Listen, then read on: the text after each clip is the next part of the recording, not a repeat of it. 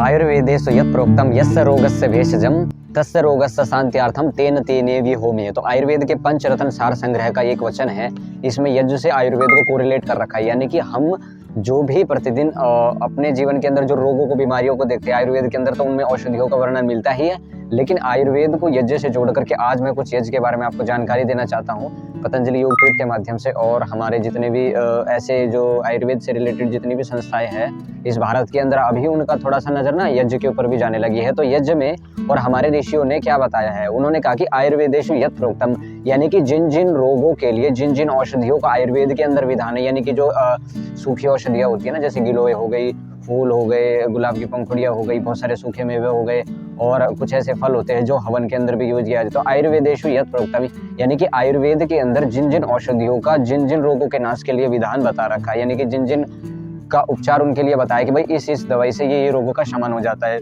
और वात पित्त कफ आदि का शांत होता है। उसी प्रकार से उसी औषधि का अगर व्यक्ति यज्ञ के अंदर हवन करे तो वही प्रभाव, यानी कि वही लाभ उसको यज्ञ के माध्यम से उसको उन्हीं औषधियों को बिना ग्रहण के, यानी कि प्राणवायु के माध्यम से उसके शरीर तक जाएगी और वो उसके रोग में उसको यानी कि लाभ करेगी। आयुर्वेदेषु यत् प्रोक्तम यस्य रोगस्य भेषजम, और जिस जिस रोग के लिए तस्य रोगस्य शांत्यार्थम, उस रोग की शांति के लिए तेन तेनेवि होम्ये। तो हवन के बारे में जो अफवाह फैलाई जाती है, हवन के भी हवन से ये प्रदूषण होता है, वो होता है, ऐसा कुछ भी नहीं है। देखो आयुर्वेद के ऋषि कोई मूर्ख तो नहीं थे। पंचरत्न सार संग्रह नाम की पुस्तक है जिसमें अलग अलग ऋषियों का पूरा सार निचोड़ करके उस पुस्तक के अंदर बताया है कि भाई ऐसे ऐसे इस औषधियों का प्रयोग करने से ये रोगों में आपको लाभ हो सकता है, अगर आपकी प्रकृति को वो चीजें सूट कर दी जाती है वात पित्त कफ के हिसाब से।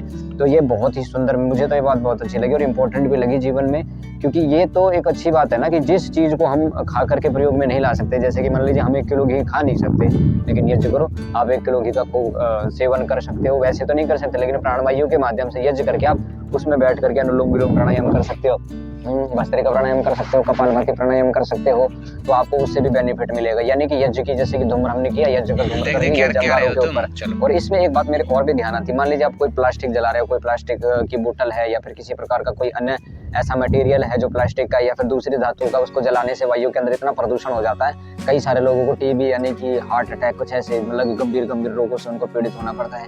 तो उस प्रकार गंदगी फैलाने से तो अच्छा है ना कि सुगंधित द्रव्यों का, जैसे कि गुलाब का फूल हो गया, बाउची हो गया और गिलोय हो गई, तुलसी हो गई, कुछ ऐसे द्रव्यों का अगर हम यज्ञ करें, यानी कि होम करें। होम का मतलब सिर्फ ये मतलब नहीं समझना चाहिए कि उसको सिर्फ फूंक रहे हैं, नहीं।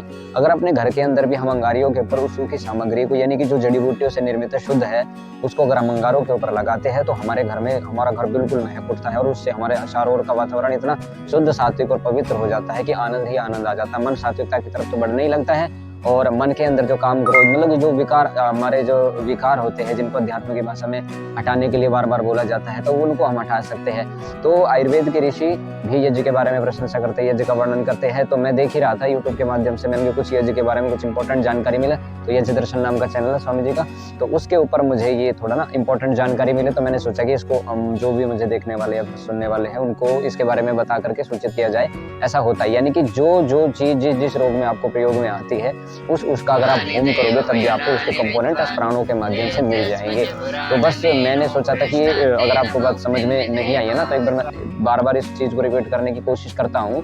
और ये बात इतनी ज्यादा इंपॉर्टेंट हमारे लिए इसलिए भी है क्योंकि हम प्रतिदिन क्या करते हैं, आसपास जो चीजों को देखते हैं उनको जला डालते, कूड़े को करकट को पता नहीं क्या क्या।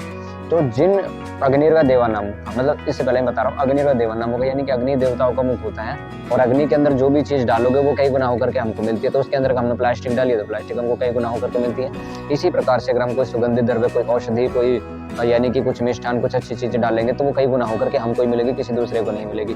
तो इंपॉर्टेंट जानकारी, आप इसको शेयर भी करना और लाइक भी करना और अपने जीवन के अंदर प्रयोग करके देखना, आपको लाभ ही लाभ इससे मिलेगा। क्योंकि ये बड़ी ही ऋषियों की गूढ़ विद्या है, यानी कि बहुत समय से चली आ रही है भारत के अंदर। रामायण का, महाभारत के काल से आयुर्वेद शास्त्रों का वर्णन है उसमें। अब यज्ञ चिकित्सा जिसके ऊपर जितना शोध हो उतना ही कम है। तो बस मेरा यही आज का थोड़ा सा टॉपिक था, इसलिए मैंने आपको वीडियो बना करके प्रेजेंट किया है। तो पसंद आई तो लाइक शेयर एंड सब्सक्राइब करना चैनल पर। मिलते हैं अगली वीडियो में, जब तक के लिए आपका बहुत बहुत धन्यवाद।